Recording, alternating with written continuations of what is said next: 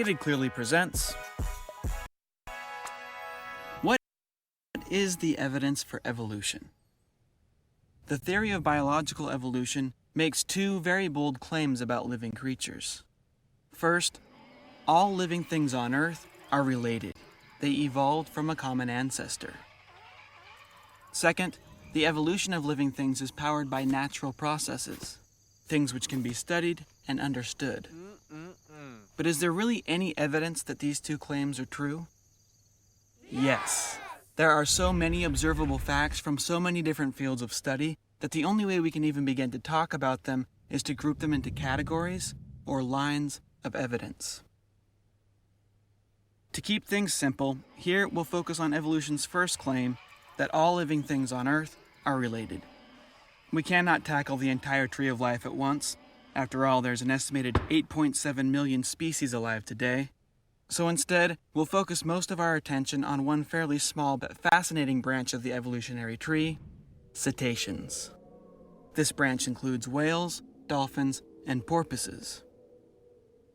Biologists tell us that all these creatures are closely related, and that the entire group evolved from an ancient four-legged land mammal. Instead of taking their word for it, let's look at the facts. We'll start by looking at a few from the field of comparative anatomy, the study of differences and similarities between living things.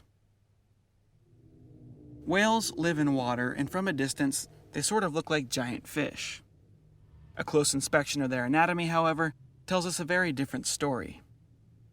Whales, just like land mammals but unlike fish, have placentas and give live birth. They feed milk to their young. They are warm-blooded, which is extremely rare for a fish. And whales do not have gills. Instead, just like us, they breathe air with two fully developed lungs. Whales don't seem to have noses like mammals do. Instead, they breathe through blowholes coming out the tops of their heads. Some whales have two blowholes which almost look like nostrils, but dolphins and porpoises only have one. Surprisingly, if you look at their skulls, you find that the blowhole splits into two nasal passages inside the head. Could it be that the blowhole is actually a highly modified mammal nose? It looks that way, but we'll need more evidence to be sure. Many whales have hair, just like land mammals.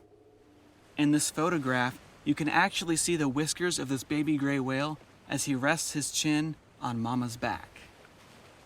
Strangely, whales have arm, wrist, hand, and finger bones inside their front flippers. Here's a photo of these bones, the same bones that bats, hippos, and people have in their front appendages. One bone, two bones, wrist, hand, and finger bones. Modern whales do not have back legs, but they do have a strange pair of bones where the hind legs should be. Here's a picture of these bones from a bowhead whale. They almost look like shriveled hip, thigh, and shin bones. This one even has a ball and socket joint between the hip and thigh bone, just like the ball and socket joint in your own hip. Is this resemblance a mere coincidence, or are these real leg bones? Perhaps leftovers from the whale's evolutionary history. Before we draw any bold conclusions, let's see if a completely separate line of evidence will confirm our suspicions. Embryology is the study of how creatures develop before being born or hatching from an egg. Here we see a dolphin and a human embryo side by side at similar stages of development. Notice that they both have what look like arm buds and leg buds. In humans, the leg buds grow to become legs. In whales, they grow for a while but then stop, effectively fading away as the rest of the whale continues to grow. These are all photographs of a common dolphin at different stages of growth. Notice that early on, we see two nostril grooves on the front of the face, just like you'd expect in a puppy or a human. As the dolphin continues to grow, the nostrils migrate to the top of the head and fuse together, becoming the dolphin's blowhole. So far, we have multiple facts from two independent lines of study, comparative anatomy and embryology, that are both telling us the same story. The ancestors of whales were once four-legged land creatures. Will the fossil record act as a third witness, confirming this idea? These are two species of extinct basilosaurid whales. These animals are known for multiple well-preserved skeletons, and they appear to have lived side by side roughly 34 to 40 million years ago. In this photograph, we're looking down at the top of a basilosaurid skull. This is not a model or a cast. These are the actual bones which were pulled from the ground. Notice that the nasal opening is not on the top of the head like those of modern whales, and not at the end of the snout like those of land mammals. Instead, it's right in the middle. This is an intermediate species, exactly what evolution tells us we should find. At the back end of a basilosaurid's body, there are small, yet fully developed hips, legs, ankle, feet, and toe bones. These legs are far too small for walking on land, but they may have been useful while mating or for scratching away parasites and itchy skin. Evolutionary theory tells us that the further we go back in time, the harder it should be to distinguish whales from normal land mammals. Meet Myocetus. The hip bones of Myocetus seem sturdy enough to walk on land, but this animal is considered to be a whale for many reasons. Their skeletons have all been found among fossils of sea creatures, which tells us they lived in the ocean. Their short legs, combined with long, flat fingers and toes, suggest they were strong swimmers with webbed hands and feet. Here we see the bottom side of a Myocetus jaw and skull. Her teeth match those of the basilosaurid whales we saw earlier, and the unique structures of her middle ear bones match those of basilosaurid whales and modern whales. Myocetus appears to be a walking whale. Scientists have found the fossils of many ancient whale-like mammals and continue to find more.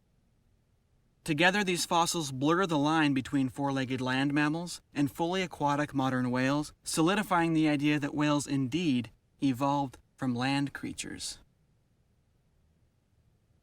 Now let's look at a fourth line of evidence, DNA. DNA molecules contain chemical codes which act like recipes for living things. Without ever looking at bones, embryos, or anatomy, researchers can compare the DNA code of different living creatures to find out who is most closely related to who.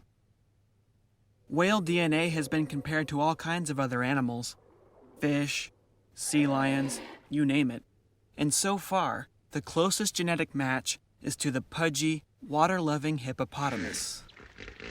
This does not mean that whales evolved from hippos, but if this genetic finding is correct, whales and hippos both evolved from a common ancestor that lived roughly 54 million years ago. At first, the link between whales and hippos surprised researchers because whales are mainly carnivores. They eat things like fish and small crustaceans. Hippos, on the other hand, are mostly vegetarian. A closer look, however, reveals that hippos and whales actually share many strange features, some of which may have come from their common ancestor. Ancient walking whales have specially shaped ankle bones found only in hippos and the close relatives of hippos. Just like whales, hippos are known to give birth and even nurse their young underwater. They both have multi-chambered stomachs, which is common for herbivores but is almost unheard of for meat-eating mammals. They are both missing a coat of fur, and here's a fun fact. Whales and hippos are among the only mammals on Earth that have internal testicles. So there you have it. 4 independent lines of evidence all tell us the exact same story. Whales evolved from 4-legged land mammals. But the history of whales is not the only evolutionary history that we've been able to work out. We know from fossils, DNA, embryology, and many other lines of evidence that bird wings are actually modified arms and claws. Birds evolved from dinosaur-like ancestors. We can also clearly see that bat wings evolved from 5-fingered hands, very similar to those of monkeys and shrews.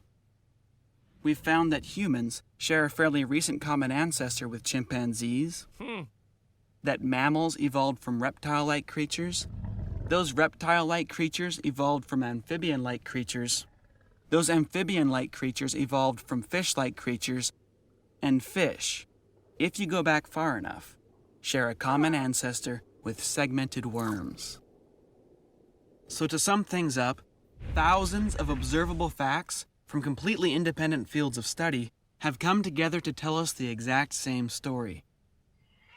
All living things on Earth are related. I'm John Perry, and that's a basic overview of the evidence for evolution, stated clearly. Thanks for watching our show. If you enjoyed it, be sure to share it with your friends on Facebook and Twitter.